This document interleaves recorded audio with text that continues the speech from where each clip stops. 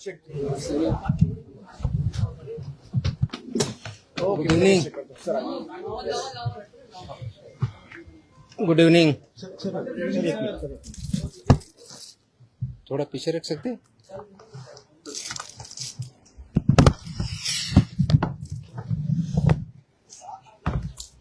असं काय केलं? ओके, असं चांगला फोटो होतोय का? हा, व्हेरी गुड. मग चांगलं आहे. ओके, येतोय सर्वांना? काय घ्यायची होती? हे ओके, आता येतोय? हे खाली करू का? अच्छा, ऑन नाही करायचं. ओके, हे बाजूलाच काढू का? चालू करूया? ओके.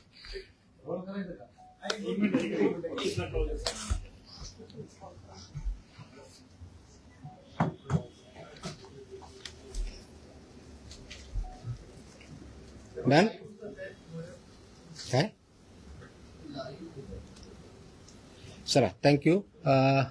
आज आपण इथं प्रेस कॉन्फरन्ससाठी आला, त्याच्याबद्दल मनापासून सर्वांचे धन्यवाद. आज आपल्याला बोलवण्याचं एक विशेष कारण आहे.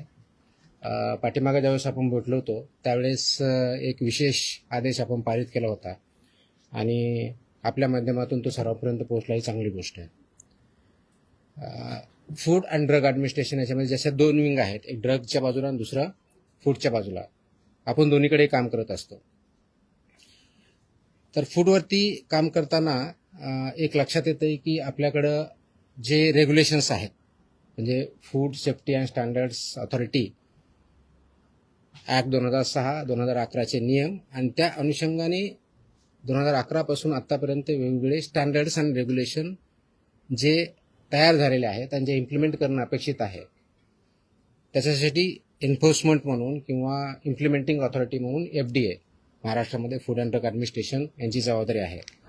त्या कायद्याअंतर्गत फूड सेफ्टी कमिशनर म्हणून मी काम करतो इथे. जे कोणी ह्या पदावरती व्यक्ती काम करतं ते फूड सेफ्टी म्हणून करतं. आणि म्हणून आपण जे अन्न या फूड या डेफिनेशनमध्ये येतं ते सेफ असावं आणि ते हेल्दी असावं, हे दायित्व आणि हे इम्प्लिमेंट करण्याची जबाबदारी ही फूड सेफ्टी कमिशनर म्हणून या पदावरती आहे. आयुक्त फूड सेफ्टी कमिशनर राज्याचे जे असतात त्यांच्यावरती प्रत्येक राज्याच्या फूड सेफ्टी कमिशनरवरती आहे. या अनुषंगाने बघत असताना आपलं जे फूड आहे आणि आपण जे कन्झम्पशन करतो, म्हणजे प्रिपरेशन असेल, त्याचं प्रोसेसिंग असेल, त्याचं मॅन्युफॅक्चरिंग असेल आणि त्यांचं कन्झम्पशन असेल, ह्या सर्व स्टेजेसवरती स्टँडर्ड्स ठरलेले आहेत. म्हणजे कन्झम्पशन हे सेफ असावं म्हणून ते सगळी प्रोसेस तत्पर्यंत पाळायची असते. याचा एक महत्त्वाचा घटक जो सर्वात मेन अफेक्ट करतो, मॅन्युफॅक्चर तर आहेच, प्रोसेसर आहेत, पण सर्वात महत्त्वाचा आजच्या डेटला जर बघितला तर हॉटेल्स, रेस्टॉरंट्स, इटरीज, ऑनलाईन जे प्लॅटफॉर्म त्यांच्यामार्फत जे फूड दिलं जातं, विकलं जातं, नागरिकांपर्यंत दिलं जातं, हे स्टँडर्ड्स पाळतात की नाही पाळतात हा एक महत्त्वाचा इश्यू आहे.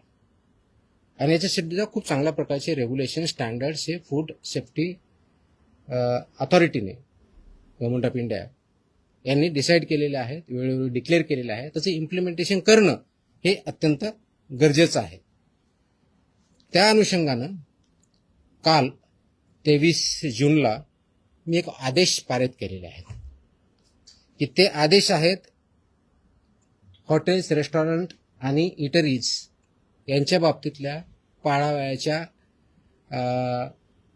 ज्या गोष्टी आहेत, ज्या स्टँडर्ड्स आहेत, ज्या प्रोसेसेस आहेत, त्या पाळणं बंधनकारक आहे त्यांच्यावरती. तर त्यामध्ये जर बघितलं तर आम्ही ग्राहकांच्या आरोग्यासाठी, आरोग्य संरक्षणासाठी अन्न व औषध प्रशासन म्हणून एक महत्त्वाचा निर्णय, एक ऐतिहासिक निर्णय काल घेतलेला आहे आणि ते आदेश मी पारित केलेले आहे. हे काय आदेश आहेत तर हे कंप्लायन्स ह्या इंडस्ट्रीनं, म्हणजे हॉटेल्स, रेस्टॉरंट, इटरीज हे जे आहे यांनी करायचे आहेत आणि त्यांचं इन्फोर्समेंट आपल्या मशिनरीमार्फत, म्हणजे आपली जी यंत्रणा आहे त्यांच्यामार्फत करायचं आहे. तर हे करण्यासाठी सुरक्षित अन्न, स्वच्छ आस्थापना आणि जबाबदार अन्न व्यावसायिक यांच्या बाबतीत आपण काही आदेश पारित केलेले आहेत. ते सर्वात महत्त्वाचं म्हणजे काय तर ते जे रेग्युलेशन्स आहेत ते रेग्युलेशन्स इम्प्लिमेंट करणं गरजेचं आहे. ते कोणते रेग्युलेशन्स आहेत तर पहिलं आहे रजिस्ट्रेशन, अन्न व सुरक्षा मानके अन्न व्यवसायाचे परवाने व नोंदणी 2011चे रेग्युलेशन्स आहेत. तर याच्या बाबतीत मोस्टली बऱ्यापैकी रजिस्ट्रेशन झालेलं आहे किंवा लायसन्स झालं. रजिस्ट्रेशन म्हणजे ज्यांचा टर्न ओव्हर 1.5 कोटीच्या आत आहे तोपर्यंत रजिस्ट्रेशन, त्याच्यावरचे लायसन्सेस असतात. त्याचं इम्प्लिमेंटेशन काही प्रमाणात किंवा मोठ्या प्रमाणात झालेलं आहे. पण त्याच्या व्यतिरिक्त अन्न व सुरक्षा मानके, अन्न उत्पादन मानके व अन्न संयोजके हे विनियम 2011 याचं इम्प्लिमेंटेशन होणं गरजेचं आहे. त्याचप्रमाणे अन्न व सुरक्षा मानके, दूषके, विषे व अवशेष हे 2011चे रेग्युलेशन्स आहेत, याचं इम्प्लिमेंटेशन होणं गरजेचं आहे. त्याचप्रमाणे अन्न सुरक्षा व मानके, लेबलिंग आणि प्रदर्शन 2020 याचं इम्प्लिमेंटेशन होणं गरजेचं आहे. त्याचप्रमाणे अन्न सुरक्षा व मानके, पॅकेजिंग विनियम 2018 याचं इम्प्लिमेंटेशन होणं गरजेचं आहे. आणि त्याचबरोबर शाळेतल्या मुलांसाठी जे सुरक्षित अन्न व संतुलित आहार नियम 2020 आहेत हे सुद्धा इम्प्लिमेंट होणं गरजेचं आहे. आपल्यासमोर हा प्रश्न असेल की हे मानके होते तर म्हणजे का इम्प्लिमेंट झाले नाहीत किंवा पूर्णपणे होतात की नाही आहे. आतापर्यंत आमचा जो अनुभव आलेला आहे, म्हणजे माझ्या अगोदरचाही जे काही रेट झालेले आहेत, सर्च झालेले, सीजर झालेले आहेत, ज्या कंप्लेंट्स आलेल्या आहेत आणि त्याच्या ज्या फाइंडिंग्स आहेत, त्या फाइंडिंगमध्ये आम्हाला काय सापडलं आणि त्याच्यात हे उत्तर आहे की हे आदेश म्हणजे पारित केले याची आवश्यकता का भासते. कदाचित इंडियामध्ये आपण फर्स्ट असू, मला माहित नाही बाकीच्या राज्यांनी केलेलं नाही, की मोस्टली मला जे आहेत असे आदेश मला बघायला भेटलेले नाही आहेत. कदाचित असेल किंवा दुसऱ्यांनी केले असेल. तर याची आवश्यकता यासाठी पाहिली की ज्या आम्ही राबवलेल्या तपासण्या आहेत, विशेष मोहिमा आहेत, सर्वेक्षण आहेत आणि अंमलबजावणी या कार्यामध्ये आम्हाला गंभीर त्रुटी या आस्थापनामध्ये आढळलेल्या आहेत. जसे की अस्वच्छ व आरोग्यास अपायकारक परिस्थितीत अन्न तयार करणे, दुसरं वापरलेल्या खाद्यतेलाचा परत पुनर्वापर करणे, वैद्यकीय तपासणी नसलेल्या कर्मचाऱ्यांकडून अन्न पडताळणी करणे, तापमान नियंत्रणातल्या त्रुटी ह्या असणे, कारण तापमान आपण ज्यावेळेस करतो त्याच्यामध्ये काही स्टँडर्ड्स ठरलेले आहेत. अन्न दर्जाहीन साहित्यामध्ये अन्न पदार्थाचे पॅकेजिंग करणे, ग्राहकांना सुरक्षित पाणी उपलब्ध न करून देणे आणि विविध अन्न सुरक्षा नियमांचे उल्लंघन करणे, ह्या मेजर त्रुटी आम्हाला त्याच्यामध्ये आढळल्या. आणि ह्या त्रुटी ह्या ज्या स्टँडर्ड्स आहेत याचं उल्लंघन करणारे आहेत. आणि म्हणून परत आपल्याला त्याचे आदेश काढून ते इम्प्लिमेंट करण्याच्या दृष्टिकोनातून हे काल आम्ही 23 जून रोजी हे आदेश पारित केलेले आहेत. ती कॉपी आपल्याला मी आता देईलच, अवेलेबल आहे, आपण देऊया. हे आदेश कुणाकुणाला लागू होणार आहेत हा पुढचा प्रश्न येतो. तर सर्व hotels and restaurant, all without exception, सर्व हॉटेल्स अँड रेस्टॉरंट, उपाहारगृहे व ढाबे, कॅन्टीन्स आणि कॅफेटेरिया, बेकरीज आणि मिठाईवाले शॉप किंवा sweet shops, catering units, food caterers, juice bars, cloud kitchens, dark kitchens, central kitchens, साखळी उपाहारगृहे, ई कॉमर्स आणि ऑनलाईन फूड डिलिव्हरी प्लॅटफॉर्म इत्यादी सर्वांना हे लागू होणारे आदेश आहेत. म्हणजे ज्या ज्या ठिकाणी फूड प्रोसेसिंग होऊन लोकांना खाद्यासाठी पुरवलं जातं त्या सगळ्या इस्टॅब्लिशमेंट याच्यामध्ये येतात. आता याच्यामधल्या मेन तरतुदी काय आहे, तर पहिलं तरतूद आहे की परवाना किंवा लायसन्स हे मॅन्डेटरी आहे, ते त्यांनी घ्यावं. त्याच्याशिवाय त्यांना कोणत्याही परिस्थितीत रेस्टॉरंट किंवा हॉटेल हे चालवता येणार नाही. त्याच्या तरतुदी पेनॉल्टीज आहेत, त्या पेनॉल्टी सुद्धा सिव्हिअरली आता इथून पुढे वापरल्या जातील. त्याच्यामध्ये अगदी 10 लाख विदाउट परमिशन चालू एखादे एस्टॅब्लिशमेंट असेल तर 10 लाखापर्यंत दंड आहे, परत प्रॉसिक्युशन आहे. ह्या सगळ्या गोष्टीचा आपण वापर करणार आहोत. दुसरा जो आहे स्वच्छता आणि आरोग्य मानकाचे कठोर पालन करणं गरजेचं आहे, ज्यामध्ये शेड्यूल 4 किंवा अनुसूची 4 हे जे आहे याच्यामध्ये स्वच्छता आणि आरोग्य विषय मानकांचे काटेकोरपणे पालन करणं गरजेचं आहे. ते थोडक्यात मी डिटेलमध्ये सांगेन. कर्मचाऱ्यांची वैद्यकीय परीक्षा, तपासणी व प्रशिक्षण हे मॅन्डेटरी आहे. कारण जर कर्मचारी किंवा फूड हँडलर जर त्याला काही डिजीज असेल तर तो पास ऑन होऊ शकतो. म्हणून यासाठी मानकं ठरलेलं आहे. तर त्यांचं अॅन्युअल चेकअप झालं पाहिजे, त्याच्या पर्टिक्युलरली कोणत्या कोणत्या टेस्ट झाल्या पाहिजे ते आपण त्याच्यामध्ये मेन्शन केलेलं आहे. त्याचबरोबर सुरक्षित अन्न हाताळण्यासाठी स्पष्ट मानके जे आहेत त्याच्यामध्ये कच्चे व शिजवलेले अन्न वेगवेगळे ठेवणे, फिफो तत्वाचं फर्स्ट इन फर्स्ट आउटचं प्रिन्सिपल पालन करणे, गरम व थंड अन्नासाठी निर्धारित तापमान राखणे, रंगसंकेतिक कापणी फळांचा वापर करणे, परवानाधारक पुरवठादाराकडून कच्चा माल खरेदी करणे. आता याच्यामध्ये की म्हणतो शेतकऱ्यांकडे दिलं तर तुमचा परवानगीधारक कुठं, तर त्याच्यामध्ये जी रिसीट असते त्याला सुद्धा आपण अग्रीमेंट याच्यामध्ये डेफिनेशनमध्ये काउंट केलं आहे, त्याच्यामुळे रिसिट इज. कारण याचा उद्देशच एवढा आहे की तो फूड किंवा रॉ मटेरियल कुठून आलं हे ट्रेस करता आलं पाहिजे, हा त्याच्या पाठीमागचा उद्देश आहे. त्याचबरोबर ग्राहकांसाठी मोफत पिण्यायोग्य पाणी पिण्याचं प्रोव्हाइड करणं, मोफत देणं अपेक्षित आहे. सुरक्षित पिण्याचे पाणी विनामूल्य उपलब्ध करून देणं बंधनकारक आहे. आमच्याकडे पिण्याचं नाही, फक्त बॉटल वॉटर आहे आणि ते पे विकत घ्यावं असं बंधनकारक करता येत नाही. इट विल बी व्हायलेशन आणि अशावरती आम्ही कारवाई करणार आहोत. तसे आम्ही त्याच्यावरती बोर्ड लावा असं मी त्यांना सांगितल्या आदेशामध्ये. त्यांना बोर्ड लावावे लागतील, त्याप्रमाणे करावं लागेल. आणि कुणी मागितलं त्यांना सांगावं लागेल की आमच्याकडे पोर्टेबल ड्रिंकेबल वॉटर आहे, ते तुम्ही पिऊ शकता. त्याच्यानंतर त्यांनी डिमांड केली तर त्यांना द्यावं. It's optional, it's not compulsory. त्याच्यामुळे ही पहिली गोष्ट करायची आहे. त्याचबरोबर मेनू लेबलिंग आणि पोषणची माहिती ही मॅन्डेटरी आहे. मेन्यूवरती लेबल व्यवस्थित पाहिजेत, त्याचं लेबलिंग व्यवस्थित पाहिजे. त्याच्यामध्ये उपाहारगृहांनी व केंद्रीय परवानधारक आस्थापने मेनूमध्ये कॅलरी माहिती, पोषण मूल्य आणि ॲलर्जन माहिती प्रदर्शित करणं बंधनकारक आहे. तसंच वर्तमानपत्र किंवा छापील कागदात अन्न देता येणार नाही, हे प्रोहिबिटेड आहे, ते त्यांना देता येणार नाही. त्याचं कारण असं की अन्नदर्जा हे साहित्य, वर्तमानपत्रे किंवा छापील कागदपत्र अन्नपदार्थ गुंडाळणे किंवा वाढणे यावर रेग्युलेशननुसार बंदी आहे. वापरलेल्या खाद्यतेलाचा पुनर्वापर करता येणार नाही, की रियूज बऱ्याच वेळेस करतात. तर फसायच्या ज्या रुको गाईडलाईन आहेत, RUCO रुको गाईडलाईन्स आहेत, त्या गाईडलाईन्सचं इम्प्लिमेंटेशन करणं बंधनकारक आहे. आणि 25 TPO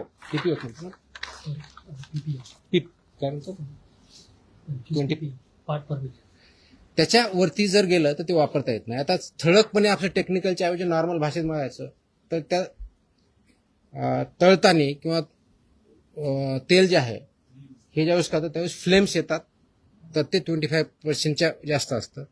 वास यायला लागला 25% वरता असतं. काळं दिसायला लागलं 25% वरता, विच इज डेंजरस. त्याचे प्रिव्हेंट ते वापरताच येत नाही. ते करण्यासाठी एजन्सीज आहेत, त्यांना ते सेल करायचे आणि त्याने ते मार्केटच्या बाहेर न्यायचं आहे.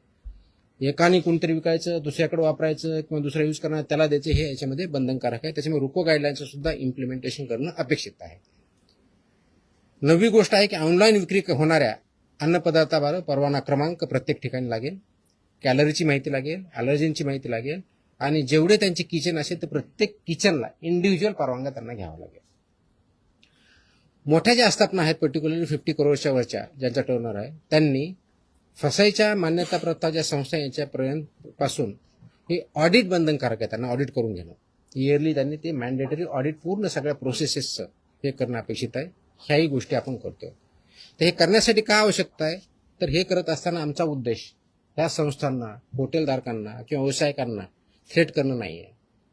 तर आमचा उद्देश आहे की प्रामाणिक व्यवसायांना संरक्षण द्यायचं आणि नियमन करणाऱ्यावरती कठोर कारवाई करायची, हा आमचा उद्देश आहे. त्याचं कारण हे पूर्ण लाईफ नागरिकांच्या जीवनाशी हे पूर्णपणे निगडीत आहे. अगदी लहानात लहान बाळापासून तो वयोवृद्ध माणसापर्यंत याचा डेली संबंध येत असतो. आणि म्हणून फक्त हा केवळ एक कारवाईसाठी नसून राज्यातील प्रामाणिक व जबाबदार अन्न व्यवसायांना प्रोत्साहन देण्यासाठी सुद्धा आहे. नियमांचे पालन करणाऱ्या आस्थापनांना ग्राहकांचा विश्वास वाढेल आणि संपूर्ण क्षेत्राची गुणवत्ता उंचावेल, हा त्याच्या पाठीमागचा उद्देश आहे. आणि हे जर केलं नाही तर 2006च्या कायद्यातल्या आणि त्या अनुषंगाने जे रेग्युलेशन्स आले त्याच्या दंडात्मक प्रोव्हिजन्स आपण त्याच्यामध्ये वापर करणार आहोत. ही विशेष मोहीम आम्ही आत्ता चालू करतोय, पण हे कायमस्वरूपी राहणार आहे. म्हणजे सुरुवात आतापासून करतोय, एक स्पेशल ड्राईव्ह म्हणून काम करतोय, पण ही कायमस्वरूपी 12 महिने चालणारे मोहीम असणार आहे. आणि हे पूर्ण महाराष्ट्रभर सर्व सहायुक्त, सर्व FSO, सर्व जॉईंट कमिशनर कालच आम्ही आदेश दिलेले आहेत. आज मी थोडीशी विषय घेऊन त्यांना सांगितलेलं पण आहे. तर स्वच्छतेपासून, पिण्याच्या पाण्यापासून ते किचनपर्यंत सगळ्या गोष्टी होतील. हे करण्यासाठी कुणाला काही कंप्लेंट आले तर आम्ही 4 त्यांना ऑप्शन्स दिलेले आहेत. आपला जो टोल फ्री नंबर आहे तो दिलेला आहे, फसाईचा टोल नंबर दिलेला आहे, फॉस्कॉस मोबाईल ॲप आहे आणि संबंधित कार्यालयात सुद्धा किंवा मेलच्या माध्यमातून सुद्धा आपल्याला यामध्ये कंप्लेंट करता येईल, ह्या दृष्टिकोन बघतोय. आता थोडक्यात डिटेल्स, कारण आपल्याला थोडं टेक्निकल जर वाटलं असेल तर उदाहरणार्थ म्हणून तुम्हाला काही बाबी सांगतो की अन्न व्यवसाय चालकांची कर्तव्य जबाबदाऱ्या काय काय असाव्या, त्याच्यामध्ये गोष्टी दिलेल्या आहेत. तर त्या बाबतीत बघितलं तर आरोग्यविषयी पद्धतीचे पालन करणे करताना विनियम 2.1.2 आहे. याच्यामध्ये केटरिंग कशी करावी हे पण ठरलेलं आहे. कार्यालयासाठी उत्तम स्वच्छता उत्पादन पद्धती कशी असावी हे पण ठरलेलं आहे. प्रत्येक प्रयोगास लागू अशा तपशीलवार आवश्यकता अशा गाईडलाईन्स आहेत त्या पण ठरलेल्या आहेत. आता जस्ट एक तुम्हाला एक्झाम्पल घेऊन किचन कसं असावं याच्यामधील माहिती देतो. स्वयंपाकघर कसं असावं, सर्व अन्न तयार करण्यात येणाऱ्या ज्या आहेत त्या जागेच्या भिंती व फरशा ह्या टाईल्सच्या पाहिजेत. भिंत आणि फरशी म्हणजे खालची हे दोन्ही लागणार आहे. फक्त तुम्हाला खाली टाईल्स असून चालणार नाही, भिंतीला पण टाईल्स लागतात.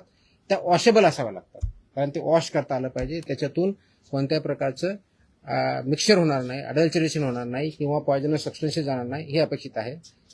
ते अशोषक म्हणजे नॉन परमिएबल असावं, त्याच्यातून पाणी जाताना नाही हे बघावं लागणार आहे. त्याचबरोबर त्या धुण्यायोग्य असाव्यात हे असणं आहे. हे करताना पुरेशी हवा खेळती पाहिजे तिथं. यांत्रिक वायू विजन व निर्वातन प्रणाली बसवली पाहिजे, ज्याला एक्झॉस्ट आपण असं म्हणूया. त्याचबरोबर एक्झॉस्ट चिमणी असणं अपेक्षित आहे किंवा हुड खाली करावीत असेही अपेक्षित आहे. त्याचबरोबर कच्चा माल म्हणजे रॉ मटेरियल जे आहे ते त्यांनी स्वीकारण्यासाठी वेगळा सेक्शन, त्याचं प्रोसेसिंग किंवा तयारी करण्यासाठी वेगळा सेक्शन, स्वयंपाक तयार करण्यासाठी वेगळा सेक्शन आणि वाढण्यासाठी किंवा सर्व्ह करण्यासाठी वेगळा सेक्शन असं त्या रेस्टॉरंट किंवा हॉटेलमध्ये मांडणी असणं अपेक्षित आहेत. कच्चे व शिजवलेले अन्न क्षेत्र हे भौतिक श्रेष्ठता वेगळी ठेवावे लागणार आहेत. शाकाहारी व मांसाहारी हे वेगळे ठेवावे लागणार आहेत. आणि त्याचबरोबर त्याला अनुक्रमे शाकाहारी असेल तर हिरवा रंग, मांसाहारी असेल तर लाल रंग असे तुम्हाला फलक तिथे ठेवावे लागणार आहेत. तर ह्या गोष्टी ह्या मॅन्डेटरी आहेत, वेळोवेळी निर्देश दिले त्या दृष्टीनं आहेत. आणि हे काम करत असताना स्वयंपाकगृहात प्रवेशद्वारी पाणी, द्रवसाबण, टॉवेल, ड्रायर अशी व्यवस्था पूर्णपणे असणं अपेक्षित आहे. सो दॅट तिथं ज्यावेळेस कोणता ग्राहक जाईल तर त्याला ह्या गोष्टी अवेलेबल पाहिजेत, जेणेकरून जेवताना किंवा तिथलं फूड कन्झ्युम करताना त्याला ती फॅसिलिटी असणं अपेक्षित आहे. त्याचबरोबर पेस्ट कंट्रोल हे मॅन्डेटरी आहे. हे एखादी एजन्सीवर त्यांनी टायअप करायचे आणि ती व्हॅलिड असली पाहिजे, रजिस्टर्ड असली पाहिजे, अशाच एजन्सी ती डिप्लॉय करायच्या. त्यांनी पेस्ट कंट्रोल रेग्युलरली करून घ्यायचं. हे करत असताना कीटकमुक्त परिस्थिती राखण्यासाठी पुरेशा नियतकालिक अंतराने कीटक नियंत्रण म्हणजे पेस्ट कंट्रोलचे जे मेजर्स आहे ते करणं अपेक्षित आहे. त्याचबरोबर अन्न तयारी क्षेत्रात इलेक्ट्रॉनिक फ्लाय ट्रॅप बसवावेत, त्याची साठवण, अन्नाच्या ठिकाणी उंदीर, झुरळे, माशांचा प्रादुर्भाव शून्य असला पाहिजे. ते कोणत्याही परिस्थितीत ऍक्सेप्ट होऊ शकत नाही. It's absolutely not acceptable as per the rules and regulations. तर हे एक उदाहरण म्हणून आहे. याची ऑर्डरमध्ये मी सगळ्या गोष्टी दिल्या ज्या 10च्या आसपास गोष्टी आहेत. हे करण्यापाठीमागचा उद्देश एवढाच आहे, कारण प्रोसेस केलेलं फूड आपण ज्यावेळेस खातो त्याचे इम्पॅक्ट आपल्यावरती होतात. म्हणजे फूड पॉयझनिंग जे एक्स्ट्रीम केस आहे, पण ते दररोज आपल्या हेल्थवरती कॅलरीपासून ते चुकीच्या पद्धतीने हँडल करण्यापासून, स्वच्छतेपासून ते पाण्यापासून ते बसण्याच्या व्यवस्थेपासून तर असणाऱ्या गोष्टी तिथं कोणत्या कोणत्या आहेत ह्या मॅन्डेटरी आहेत. आणि याच्या बाबतीत आपल्याला काही त्रुटी सापडत असेल की जसं की आता तुमच्या याच्यामध्ये सांगितलं की हॉट फूड म्हणतो, गरम जेवण म्हणतो, तर त्याचं टेम्परेचर किती आहे हे पण ठरलेलं आहे. ज्यावेळेस हॉट फूड म्हणतो तर 60 डिग्री सेल्सिअस ते हीट पाहिजे. तुम्ही म्हणलं की कोल्ड तर 4 डिग्री सेल्सिअसचं पाहिजे. तुम्ही म्हणलं फ्रोझन तर -18 डिग्री सेल्सिअसचं पाहिजे. तर ह्या मॅन्डेटरी गाईडलाईन आहेत. त्या इम्प्लिमेंट होतात की नाही होतात ते करण्याच्या दृष्टिकोनातून नागरिकांमध्ये अवेअरनेस यावा, त्या इंडस्ट्रीला आणखी चांगल्या पद्धतीने माहीत व्हावं आणि आमच्या अधिकाऱ्याने ते इम्प्लिमेंट करावं. हा तिहेरी पर्पज याच्या पाठीमागचा आहे. आणि या तिहेरीच्या माध्यमातून एकत्रित येऊन हे आपलं आरोग्य नागरिकांचं कसं चांगलं राहील अशा दृष्टीने हे काल आम्ही आदेश इंग्लिश आणि मराठी दोन्हीमध्ये आहेत. दोन्हीच्या कॉपी आपल्याला भेटतील. प्रेस नोट सर्क्युलेट करा ती दिलेलीच आहे.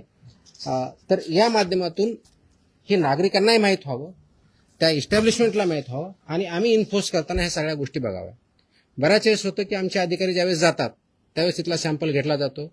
सॅम्पलचा रिझल्ट आल्यानंतर आम्ही पुढची बघतो. पण फक्त सॅम्पल घेणं एवढ्यापुरतं मर्यादित राहायचं नाही हे मी आदेश दिलेले आहेत की तिथे गेल्यानंतर हे जे टोटल 28 रेग्युलेशन त्याच्यापैकी 22 हे वेगवेगळ्या बाबतीत आहेत. जसं याच्या बाबतीत जवळजवळ 9 रेग्युलेशन्स मी सांगितले ह्या इंडस्ट्रीच्या बाबतीत. तर प्रत्येकाला more than 2 to 3 regulations compulsory आहेत, कारण रजिस्ट्रेशन कंपल्सरी आहे, बाकी स्वच्छतेच्या बाबतीतले आहेत. तर हे सगळे जे रेग्युलेशन त्या सगळ्यांचं रेग्युलेशनचं पालन होतंय की नाही, कंप्लायन्स ती इंडस्ट्री किंवा इस्टॅब्लिशमेंट करते की नाही हे बघणं आवश्यक आहे. आणि तशा दृष्टीने इथून पुढे तपासण्या होतील. त्याच प्रकारे सॅम्पल घेणं त्यातला एक भाग राहील. ह्या सगळ्या गोष्टीचा कंप्लायन्स त्यांना करणं कंपल्सरी आहे. आणि हे ज्यावेळेस सॅम्पल लॅबकडे जातात तर लॅब बरोबर देताना आमचा एक फॉर्म असतो, फॉर्म 5, आणि ड्रगचा एक वेगळा फॉर्म आहे. म्हणजे तिथे तर ते फॉर्म 5 पूर्णपणे आतापर्यंत भरला जात नव्हता का इनकम्प्लीट येत होता. आता मी इन्स्ट्रक्शन दिलेलं आहे की फॉर्म 5 हा कंपल्सरी टोटल भरला पाहिजे.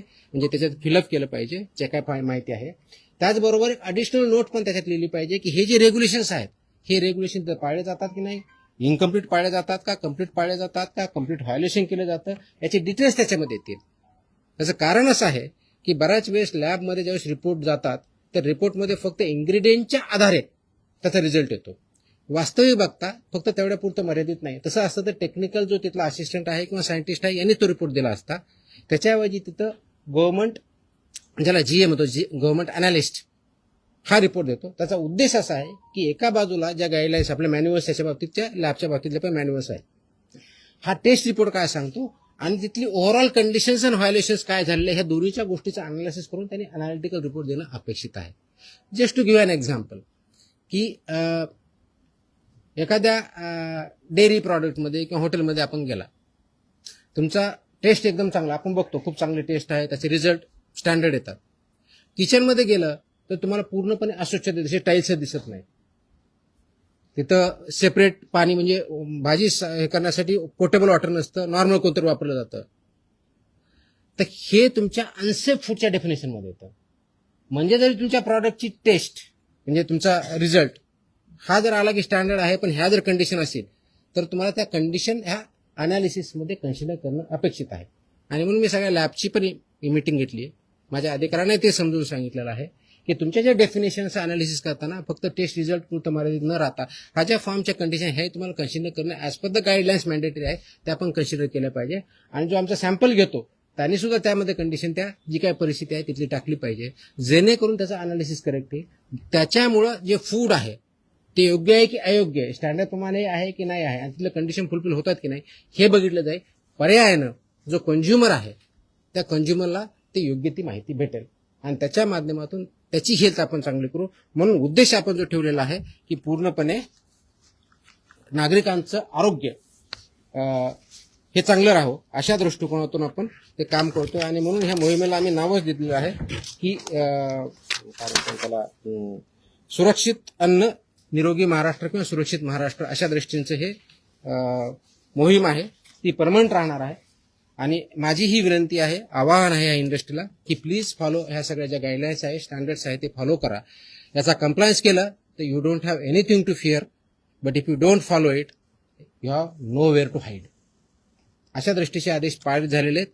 मला वाटतं की याचा इम्पॅक्ट डेफिनेटली होईल आणि ते इम्प्लिमेंटेशन करण्याच्या दृष्टिकोनातून FDA अक्रॉस महाराष्ट्र काम करत आहे. थँक्यू.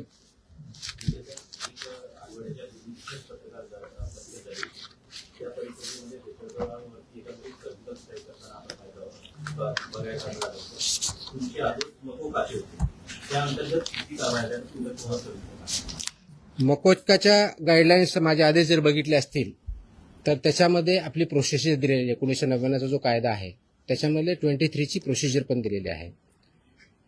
ते करताना तो गुन्हा केला त्याच्या अगोदर झालेला आहे का, त्याची हिस्ट्री काय, त्याचे अँटीसिडंट्स काय आहे, त्याचे FIR काय आहेत, आणि हे असल्यानंतर त्याची अप्रुव्हिंग ऑथॉरिटी ही काय PI नाही, ती DIG लेवलची ऑथॉरिटी आहे. तर अशा काही 4-5 केसेस बिल्डअप झालेल्या आहेत. पण फायनल मकोका अजून त्याच्यावरती इन्व्होक झालेला नाही, कारण ते इन्व्हेस्टिगेशनचा मॅटर आहे.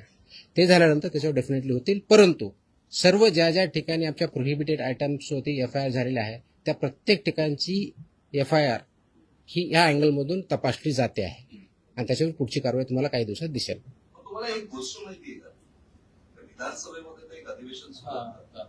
जितेंद्र आव्हाड जे आहेत त्यांनी आता एक हे केलं की 250 कोटी रुपये तुमची बदली घेण्यासाठी म्हणून इंटरनॅशनल ड्रग रॅकेटने गोळा केलेले.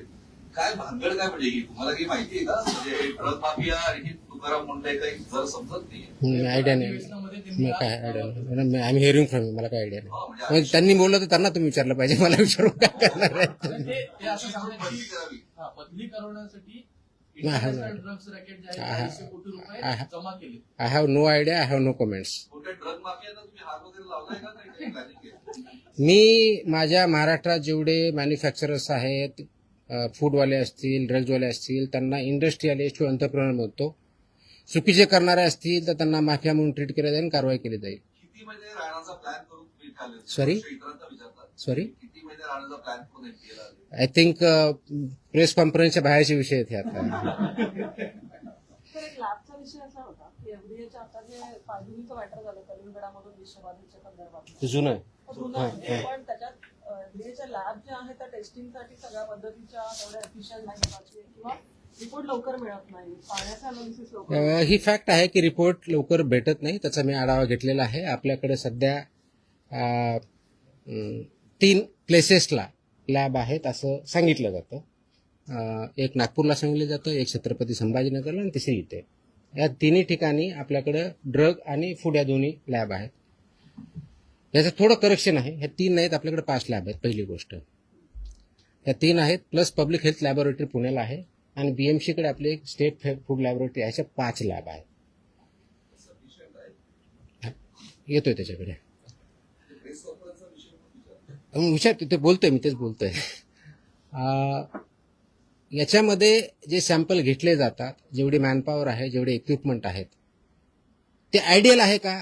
त्याचं उत्तर नाहीये. ते इम्प्रूव्ह करावं लागेल. ते विल डू. त्याचं प्लॅन आहे, त्याच्यावरती आपण काम करतोय.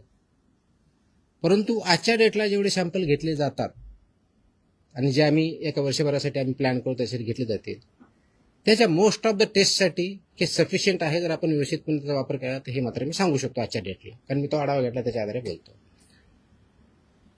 काही मॅनपॉवर 1-2 महिन्यापूर्वी जॉईन झालेली तिथं नवीन, त्याच्यामुळे त्याची कपॅसिटी वाढलेली आहे. कपॅसिटीपेक्षा एफिशियन्सीचा प्रश्न जास्त आलेला आहे आणि ती एफिशियन्सी कशी वाढवायची याच्यावरती आमचं काम चालू आहे. मे मधले रिझल्ट तुम्हाला जूनमधले रिझल्ट, आता जो महिना आहे, याचे सॅम्पल केलेले टेस्ट हे अगोदरच्या महिन्यापेक्षा बऱ्याच पटीने वाढलेले तुम्हाला दिसतील.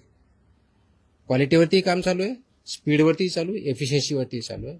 थोडेसे मॅनेजमेंटचे issue we are sorting it out आणि एका वर्षभरामध्ये आणखी चांगलं इक्विपमेंट, ज्याला हाय एंड इक्विपमेंट म्हणतात, HEE, ते इन्स्टॉल करण्याची आमची तयारी आहे. प्लस 4 ठिकाणी पैकी 3 ठिकाणचं बांधकाम पूर्ण झालेलं आहे सिव्हिलवर. तिथं आपल्याला चालू कसं करता येईल हे बघूया. त्याच्यामध्ये यवतमाळचं एक आहे, आय थिंक नाशिकचं दुसरं आहे, तिसरं पुण्याची एक आहे आणि पेन या ठिकाणी कामकाज चालू व्हायचं आहे. त्याच्यामुळे त्याचं काम चालू आहे, पण ते स्पीडअप आपण करतोय आणि सो दॅट मॉडेल आणि आयडियल लॅब्स कशा राहतील या दृष्टीनं याच्यावरती आपण काम करतोय. एक विचारायचं होतं, विधानसभेत सुद्धा तुमच्या चर्चा सुरू आहे. नरहरीजीवर म्हणतात की तुमचं काम चांगलं आहे, बदलीचा प्रश्नच नाहीये. सुधीर मुनगंटीवार म्हणाले की तुमच्या नावातला जो टी आहे त्याचा अर्थ टायगर आहे. आणि अर्जुन खोतकर असं म्हणाले की तुमच्या जीवाला काहीतरी धोका आहे, तर तुम्हाला संरक्षण द्यावेची त्यांची मागणी. तुमचं काही बोलणं झालं सरकारशी? पटलावर या सर्व गोष्टी तुमच्या संदर्भातले नाही, माझं याच्याबद्दल कुणाशीही काही बोलणं झालं, मी तुमच्याकडूनच ऐकतोय. पण संरक्षणाची गरज तुम्हाला आहे की नाही याची काही तुम्ही मागणी केली? मी नाही अशी मागणी केली. का बरं तुमच्यावर इतकं अधिवेशन चाललंय? आता हे मला मी कसं उत्तर देऊ त्याचं? अधिवेशनात काय बोलावं हा त्यांचा प्रिरॉगेटिव्ह आहे. त्याचं मी कसं बोलणार? तुम्ही जे बोलताय त्यांना विचारा, मला विचारून काय ते उत्तर भेटेल? नाही, माझी काही चर्चा नाही. नाही, फक्त याच्या बाबतीत आपण जे थ्रेडच्या बाबतीत कदाचित मला आज हे कळलं की कुणीतरी एक फेसबुकवरती व्हिडिओ आहे, काहीतरी त्यांनी शिव्या दिल्यात वगैरे वगैरे काही केलं, त्यांना पोलिसांनी कारवाई पण केली आहे माझ्यामध्ये. तसंच आय थिंक औरंगाबादला छत्रपती संभाजीनगर जिल्ह्यामध्ये आपल्या पथकावरती अटॅक करण्याचाही प्रयत्न केला, तर त्याच्यावरती सुद्धा अरेस्ट इमिजिएटली झाली. मी स्वतः डीजीपीशी बोललो होतो. डीजीपीनी तिथल्या सीपीना सांगून इमिजिएटली कारवाई पण केली. हे इन्फोर्समेंट आहे. इन्फोर्समेंट ज्यावेळेस येतं, कुणी इलिगल ज्यावेळेस काम करतं, तर everybody has to abide by rule of law. माझं म्हणणं आहे कायद्याचं राज्य आहे, कायद्याच्या राज्याप्रमाणे चाललं पाहिजे सर्वांनी. तुम्हाला मला सर्वांना कायदा लागू होतो. याच्यात कुणी जर त्याच्यात पळवाटा काढण्याचा प्रयत्न करत असेल, माझ्या ज्युरिडिक्शन किंवा माझ्या अधिकाराला कुणी थ्रेट करत असेल, तर law will take its course, will not spare anybody. हे मात्र मी 100% सांगू शकतो. हे मात्र 100% आहे. तर त्याच्यावरती कोणत्या पद्धतीचं कॉम्प्रोमाइज केलं जाणार नाही. आणि म्हणून बघितलंच आहे, मोकोका सारखा सुद्धा कायदा आपण इनोक का केला, तर जर एखादा आयटम 2012ला प्रोहिबिट झाला आणि तो जर भेटत असेल तर it's in a way not correct. आणि ते करण्याच्या दृष्टिकोनातून आहे. आज जशी ही जी आज ऑर्डर काढली, काल काढली, अशा पुढच्या दृष्टिकोनातून बऱ्याच अजून ऑर्डर यायच्या आहेत. त्याच्यावरती काम चालू आहे आणि त्या प्रत्येक सेक्टर वाईज येतील आणि त्याचा इम्पॅक्ट सोसायटीवरती ॲट लार्ज होणार आहे आणि ते करण्याच्या दृष्टीनंच आम्ही काम करतोय. होलिस्टिक दृष्टिकोन करतोय. कोणी वाईट किंवा चांगल्या दृष्टिकोन, ही इंडस्ट्री आहे, एंटरप्राइज आहे, जीडीपी ग्रोथ होणं गरजेचं आहे, त्याचे त्यांचं कॉन्ट्रीब्युशन आहे, पण ते as per the rules and regulation झालं पाहिजे, कायद्यानुसार झालं पाहिजे. कायद्याचं व्हायोलेशन करून कुणी पैसे कमवण्याचा प्रयत्न करत असेल, कुणी थ्रेटन करून किंवा ब्लॅकमेल करण्याचा प्रयत्न असेल तर they will not be spare. This much I can say. एक पुढचाच प्रश्न होता. मुंबईचं जर कल्चर आपण पाहिलं तर ते काही वर्षांपूर्वी 15-1 वर्षांपूर्वी स्टेपल फूड वडापाव, पण गेल्या काही 10 वर्षांमध्ये ते बदलून तुम्हाला एव्हरी कुठेही गेला तरी तुम्हाला इडली वडा हा मिळतो आणि त्याचा मेन सोर्स जो आहे तो धारावीतून येतो आणि ते धारावीतलं काही फॅक्टरीज असतात ते घरगुती असतात आणि ते कलेक्टिव्ह होऊन मुंबईत वाटली जातात. ते तुम्ही कसं काय figure out सगळ्याच ठिकाणी मी जर सांगितलं की 1.5 कोटीच्या खालचे जे असे रजिस्ट्रेशन आपण देतो त्याच्या गाईडलाईन्स माझ्या ज्या ऑर्डरमध्ये बघितलं शेड्यूल आम्ही लावलेलं की त्यांनी काय काय करणं अपेक्षित आहे. जिथं गायडन्स पाहिजे आम्ही गायडन्स पण करायला तयार आहेत. आमचे अधिकारी जाऊन गायडन्स करतील, ट्रेनिंग देतील. हे इम्प्लिमेंटेशन करायचे यासाठी आहे की हा प्रश्न फक्त एका युनिटचा किंवा एका माणसाचा किंवा एका हॉटेलचा किंवा एका रेस्टॉरंटचा नाही आहे. हा पूर्ण 13 कोटी जनता जी आहे त्या सगळ्यांचा प्रश्न आहे आणि हे डिपेंडंट ऑन ईच अदर आहेत. म्हणजे आपल्याला हॉटेल पण पाहिजे, इटरीज पण पाहिजेत आणि कंझ्युमर पण पाहिजेत. पण हे सगळं करताना जे स्टँडर्ड्स आहेत, मानके आहेत, त्यानुसार चाललं पाहिजे. ते बऱ्याच लोकांना माहीत पण नाही. आता ते माहीत होण्याचा उद्देश की ठीक आहे कायदा आहे, रेग्युलेशन्स आहेत, आपल्या काय वेबसाईटवरती अवेलेबल आहेत, पण तेच लोकांपर्यंत पोहोचण्याचा एक उद्देश आणि जे याच्यामध्ये बिझनेस आहेत, एबीयूज ज्याला म्हणतो आपण, फूड बिझनेस ऑपरेटर्स, त्यांना सुद्धा माहिती इंग्लिश आणि मराठी, म्हणून ती ऑर्डर कॉम्प्रिहेन्सिव्ह दृष्ट्या मी काढली आणि नाही केलं तर त्याचे कम्प्लायन्सची पेनॉल्टी तुम्हाला जस्ट आपल्या माहितीसाठी म्हणून एक थोडक्यात तो मला एक सांगायचं होता पण विसरून गेला. तर याच्यामध्ये जर बघितलं तर एक आहे की दंड, खटला व शिक्षा हे एक प्रोव्हिजन याच्या पानावरती दिलेलं आहे. त्याच्यामध्ये काय आहे, फॉर एक्झाम्पल असुरक्षित अन्न जर असेल, आरोग्यास हानिकारक जे ठरलेलं, तर मृत्यू झाला तर 7 वर्षापेक्षा कमी नाही व आजन्म कारावासापर्यंत एवढी सजा त्याच्यामध्ये आहे आणि 10 लाख रुपये दंड. हे अनसेफ फूड. आता अनसेफ फूडची डेफिनेशन मी आता थोडक्यात तुम्हाला सांगितली. अस्वच्छता आली तर अनसेफ फूड येऊ शकतं. दुसरं, गंभीर दुखापत झाली, इंजरी झाली तर 6 वर्षापर्यंत कारावास आणि 5 लाखापर्यंतचा दंड आहे. गंभीर नसलेली दुखापत झाल्यास 1 वर्षापर्यंतचा कारावास आणि 3 लाखपर्यंतचा दंड आहे. दुखापत न झाल्यास 3 महिन्यापर्यंतचा कारावास व 3 लाख रुपयापर्यंत दंड आहे. त्याचबरोबर आता जो एक मुद्दा आला आहे की अधिकाऱ्यांचं काय, तर अन्न सुरक्षा अधिकाऱ्यास, ज्याला FSO म्हणतो, जो बेसिक ऑथॉरिटी आहे, अडथळा अथवा त्याची तोतयागिरी कुणी केली तर त्याला 3 महिन्यापर्यंतचा कारावास आणि 1 लाख रुपयापर्यंतचा दंड हे त्याच्यामधलं प्रोव्हिजन आहे. हे तर मला कारावासाच्या बाबतीत सांगितले.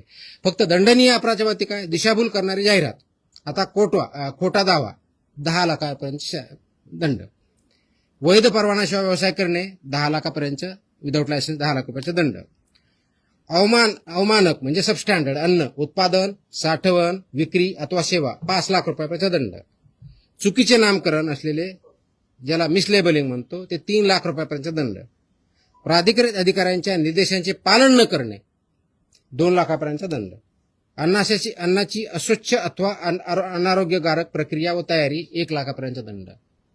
आता हे कायद्यात आहे, रेग्युलेशन्समध्ये आहे. कदाचित इम्प्लिमेंटेशन एवढं स्ट्रिक्टली झाले नसतील, बट इथून पुढे 100% होतील आणि त्याचा परिणाम आपल्या ह्या इंडस्ट्रीवरती, हेल्थवरती अल्टिमेटली होईल. जे आपल्याला आपण जे कॅम्पेन घेतलेलं आहे की safe food, safe drug, safe Maharashtra, तर सेफ फूडच्या पार्टमधला हा एक पार्ट आहे. त्या दृष्टिकोनातून आपण काम हा करतो. मी स्पेसिफिकली विचारला यासाठी कारण की फक्त धारावी हे आपण रजिस्टर्ड आस्थापनांबद्दल बोलतोय. धारावी असेल किंवा मुंबईत ठिकठिकाणी जर आपण पाहिलं तर स्लम पण नाही, आपण कुठे गेलो तरी रस्त्यावरती स्टॉल लावतात, पण ते जे अन्न शिजवतात ते त्यांच्या घरी शिजवतात आणि ते काय रजिस्टर्ड असतं तसं नाही, पण त्यांच्यावरती पण ते पण रडारवरती असणार. ऑफकोर्स सगळेच मी सांगितलं, सगळ्या आस्थापना याच्यामध्ये काम करतात, त्या सगळ्या आल्या. मग ते जर घरी बनवत असेल तर घरची स्वच्छता व्यवस्थित पाहिजे आणि तिथे जे विकतात तिथे पण ते व्यवस्थितपणे पाहिजे. तर हे स्टँडर्ड त्यांना पाळावं लागतील. त्यांना अवेअरनेस पाहिजे, तर अवेअरनेस लायसन कंपल्सरी रजिस्ट्रेशन म्हणजे 1.5 कोटीपर्यंत रजिस्ट्रेशन असतं. 1.5 कोटीच्या वरती टर्नओव्हर असलेलं लायसन्स असतं. मॅन्डेटरी लायसन नसेल तर मग कारवाई. हो ना. पावसाळ्याला सुरुवात झाली. आपल्याकडे जवळजवळ 11.5 लाख लायसन्स होल्डर किंवा रजिस्टर्ड आहेत महाराष्ट्रात, म्हणजे टोटल याच्यामधले. त्याच्यामधले फूड याच्यामध्ये 4-4.5 लाखाच्या आसपास आहेत. म्हणजे it's not a small number, it's a biggest number in India. बरोबर ना? जवळजवळ 4-4.5 लाख आपल्या फूड बिझनेस ऑपरेटर जे फूड सेक्टरमध्ये काम करतात तेवढेच आहे. त्याचा स्मॉल नंबर नाही आपल्याकडे, आणि तो वाढतोय. म्हणजे 31 मार्चला आम्ही आकडा बघितला तर अराउंड 11,30,000 होता, आता 11,61,000च्या आसपास गेलेला आहे. Yes please. तर पावसाला सुरुवात झाली. अनेक मुंबईसारख्या ठिकाणी खाऊ गल्ल्या आहेत ज्या अस्वच्छ असतात. दुर्गंधीयुक्त ठिकाणी बऱ्याचदा खाद्यपदार्थ विक्री केले, त्यांच्या नोंदणी देखील नसतात. अशा खाऊ गल्ल्यांवरती कसं नियंत्रण मिळतं? आता जे सांगितलं त्याचे सगळे रेग्युलेशन इम्प्लिमेंट करायचे. आपण स्पेशल मूव्ह दरवर्षी आपण पावसाळ्याच्या अगोदरची मूव्हिंग घ्यायचो, पण ते थोडंफार असायचं. तर ह्याच्यामुळे मी कॉम्प्रिहेन्सिव्ह आदेश परमनंटली काढलेले आहेत. हे आपण करणारच आहोत. माझी एक दुसरी विनंती आपल्या माध्यमातून सर्वांना, की आपण जे अन्न सेवन करतो ना ते सेफ आहे की नाही हे थोडं बघावं. आपल्याला फक्त रस्त्याने जाताना फक्त कन्व्हिनियन्ससाठी गाडीतून उतरलं की काहीतरी गडबड आहे म्हणून खातो ना, त्याचे परिणाम खूप बेकार होतात. तो सेफ आहे की नाही पहिलं तर बघा. ते रेस्टॉरंट वगैरे रजिस्टर्ड आहे की नाही, त्याच्यावरती मॅन्डेटरी आहे. समोर दरवाजा त्यांनी रजिस्ट्रेशनचं सर्टिफिकेट लावणं मॅन्डेटरी आहे. नसेल तर ते आम्हाला कळवा, आम्ही तशी कारवाई करू. म्हणजे जेणेकरून तिथं तुमच्या आरोग्यात तुम्ही पैसे घेऊन ते अन्न खाताय तर तुमच्या आरोग्यावरती त्याचा परिणाम विपरीत होऊ नये, तो चांगल्या दृष्टीने व्हावा. हे जर करायचे थोडी काळजी घेतली पाहिजे. तर स्ट्रीट फूड जरी असलं तरी ते व्यवस्थित आहे की नाही हे सुद्धा आपण पाहणं बंधन करावं. त्याच्यामुळं सेलर जसे आहेत तसे कंझ्युमर आहेत. जे डिमांड आहे तसे सप्लाय आहे. तर सप्लायर जरी असले आणि डिमांड नसेल तर ऑटोमॅटिकली ते बंद होईल. तर डिमांड करणाऱ्याने सुद्धा त्यांचा अवेअरनेस वाढावा, त्यांनी सुद्धा काम करावं. ॲज अ कंझ्युमर सुद्धा आपण बघावं. ह्या दृष्टिकोनाने सुद्धा हे आदेश वाढा. आम्ही वेबसाईटला टाकतो, आपल्या माध्यमातून जाईलच.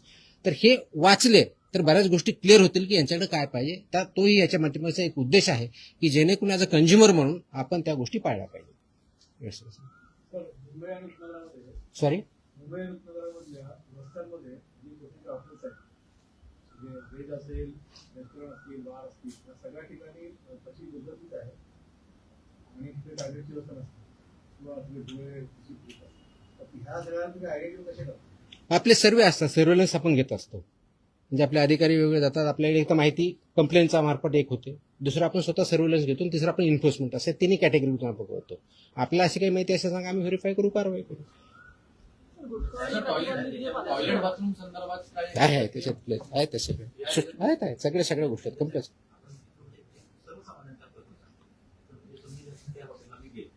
तिथं बोर्ड तर नसतो, स्वागतम सुस्वागतम चांगला मोठा याच्यामध्ये आणि त्याचं नाव असतं. पण सर्वसामान्यांना प्रश्न हाच पडतो, मी लगेच तक्रार करतो, पण त्याच्यावरती कारवाई कशी होते, काय होते काय कळत नाही. कारवाई कुठं करायची सर्वात मोठा प्रश्न. तक्रार कुठं करायची आताच मी सांगितलं. नंबर म्हणा किंवा इथं. हा आता परत सांगतो मी. घेऊन असं आहे की दादा मध्ये एवढे छोटे ऑफिस आहेत, तिकडे अत्यंत अवस्था जी आहे ती वाईट आहे. करू आम्ही सगळे जे कोणते असतील सगळ्यावरती करू, काहीच अडचण नाही. ही अवस्था सगळ्या ठिकाणी आहे. पण दादा कंप्लेंटच्या बाबतीत मी सांगितलं आपल्याला 4 ऑप्शन दिलेले आहेत आणि काही दिवसामध्ये पुढच्या आठवड्यापासून आम्ही एक आता आजच आम्ही टेस्ट केलेली आहे, वेब लिंक तयार केलेली आहे. त्याच्यामुळे तुम्हाला त्याच्यावर डाउनलोड केले की मोबाईलवरून करता येईल एवढी व्यवस्था केली. पण त्याला एक 8-1 दिवस लागतील आणखी, कारण ते टेस्टिंग अधिकारी टेस्टिंग करतायत, त्याच्यावरती ट्रायल चालू आहे, ड्राय रन चालू सध्या. एक 8-1 दिवसामध्ये ते पण लागेल. आपल्याला हेल्पलाईन म्हणजे ज्याला टोल फ्री नंबर आहे 1800-222-365 हा आमचा इथला आहे टोल फ्री नंबर. 24 तास चालू असतो आपल्याकडे, 24 तासमध्ये ते देतात. फसाईचा टोल फ्री नंबर आहे 1800-114-000. याच्यावरती आपण करू शकता. फॉस्फसचा मोबाईल ॲप आहे, आपण डाउनलोड करू शकता, त्याच्यावरती करू शकता, किंवा ईमेलच्या आधारे आपल्या कार्यालय करू शकता किंवा फिजिकली देऊ शकता. एवढे 5 मीन्स आजच्या डेटला अवेलेबल आहेत. आणि 6वा जो आपला जो वेब लिंक करतोय पुढच्या 1 आठवड्यामध्ये येईल. कारण हे जे आहेत हे मोस्टली आपल्याला फूडसाठी अवेलेबल आहे. ड्रगसाठी जर करायचे असेल त्यासाठी वेगळं नाही, म्हणून आम्ही ते वेब लिंक करतोय. मोबाईलवर डाउनलोड केली की ते AI इनेबल्ड आहे. त्याच्यामुळे तुम्हाला तो प्रश्न विचारणार काय ते करत जाणार आणि त्या दृष्टीनं म्हणजे बोलता येतं किंवा टाईप करता येतं, दोन्ही ऑप्शन आम्ही देणार आहोत. जेणेकरून ते आमच्यापर्यंत येईल, आम्ही ते ऑटोमॅटिक असाइन करू आणि त्याचा डॅशबोर्ड मला पण बघता येईल, त्या अधिकाऱ्याला बघता येईल, किती आल्या, कुणाकडे गेल्या, किती पेंडिंग आहे, किती दिवसापासून पेंडिंग आहे. Everything will be there. It is there. We are establishing the system. त्या संदर्भात तुम्ही खूप मोठी कारवाई करत आहात, तर त्या संदर्भात काही माहिती द्या की किती जणांवर याचा कारवाई झाली, किती जण. मला वाटलं आज खूप जास्त होईल. माझ्याकडे डेटा आहे, उद्या तुम्हाला त्याच्याबद्दलची 1 महिन्यामध्ये जेवढ्या कारवाया झाल्यात, कारण उद्या 1 महिना पूर्ण होतो, त्या दृष्टीने परिपूर्ण नोट गुटख्याच्या बाबतीत असेल, नॉन गुटख्याच्या बाबतीतले असेल, ड्रगच्या बाबतीतले असेल, आणि ते मेजर आकडा आहे, मी देईल. सर गुटख्याचं brief काय किती नाही? सर गुटख्याचं सॉरी, हिंदी में brief किती नाही? अरे यार, लास्ट टाइम आपने वो ही हुआ कि मुझे हिंदी अच्छी नहीं, वही वायरल हो गया आपने. सर गुटख्या एक- पान टक्का ज्या पान टक्क्यांवरती जे गुटखा मिळाले ते अशी पानं मिळतात त्यांनी नशा किमान वगैरे वापरलं जातं. इन फ्युचर त्याच्यावरती पण तुम्ही कारवाई करणार आहात. नाही, कसं असतं, 50-200 रुपयांना ते पानं मिळतात. पानाला बॅन नाही आहे, गुटख्याला बॅन आहे. आपण त्यातला कंटेंट म्हणतो. ते आम्ही तपासून असं आमच्याकडे आलं तर आम्ही ते व्हेरीफाय करतो, त्याच्या सापडलं ती कारवाई करतो. सी अल्टी कंटेंट काय हे बघावं लागणार आहे. तर कंटेंट त्याच्यात सापडला तर डेफिनेटली होईल त्याच्यावरती कारवाई. कंटेंट सापडलं तर होईलच. Sir, till date, how many food business operators are not yet licensed and registered? ये कैसे पता चलेगा लाइसेंस नहीं है करके? लाइसेंस मैं बता रहा हूँ, लाइसेंस मेरे महाराष्ट्र में टोटल 11,61,000 लाइसेंस और रजिस्टर्ड एफबीओज है. महाराष्ट्र की बात कर रहा हूँ. Last 13 years. But अभी अवेयरनेस क्रिएट नहीं होता है, अभी लाइसेंसिंग और रजिस्ट्रेशन बढ़ रहा है, चालू है ना, ऑनलाइन ही है. How many people are still like 80% हो चुका है ऐसा? अरे ऐसे कैसे बता पाएंगे? वो मेरे पास एस्टिमेट होता तो सब नहीं कर लेता मैं. एस्टिमेट कितना बाकी है कैसे बोल सकते हैं? तो जो इन्फॉर्मेशन आएगी, अवेयरनेस क्रिएट उतना बढ़ते जाएगा. सर फूडमध्ये फूड पॉइझनिंग हा मुद्दा आहे. खिचडीमध्ये असेल किंवा हॉटेलमध्ये असेल, हा आता खूप क्रुशियल आहे. आणि Yes. वरचेवर होतो. म्हणजे Yes. कोणाला 2-1 दिवस पोटात दुखतं मग लोकांना की आपण बरे झालो, पण खूप सिरियस कंडिशन आहे. येस, तर त्याच्या ज्या टेस्टिंगची जी मेथोडॉलॉजी आहे त्या पद्धतीने आपण फूड पॉइझनिंग अशी काही टेस्टिंग नसेल. शेवटी फूड टेस्ट करायचं असतं आणि ते वेगळे टेस्ट असतात. त्या टेस्ट आपल्याकडे अवेलेबल असायला पाहिजेत, ते आपण करतो. हा food poisoning is basically unsafe food असेल तर मोस्टली फूड पॉइझनिंग. पॉइझनिंगच्या संदर्भामध्ये टेस्टिंग करण्यासाठी लागतं. नाही नाही, पॉइझनिंगचं टेस्टिंग नसतं, ते फूडचं टेस्टिंग असतं. फूड मधल्या पॉइझनिंग ते असतं, आपण टेस्ट करतो ना, आपण टेस्ट करतो, फूडच टेस्ट करत असतो. त्याचे जे काही इन्ग्रेडियंट त्याप्रमाणे आहेत, स्टँडर्ड प्रमाणे आहेत नाही हेच बघत असतो.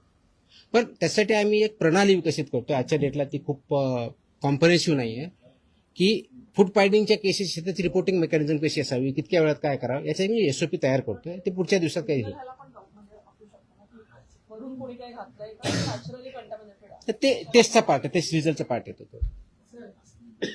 जे लोक आतापर्यंत नोंदणी केलेल्या आहेत त्यांना काय आव्हान? ज्यांनी नोंदणी केली नाही त्यांना एकतर बिझनेस बंद करावा लागेल किंवा नोंदणी करून काम करावं लागेल.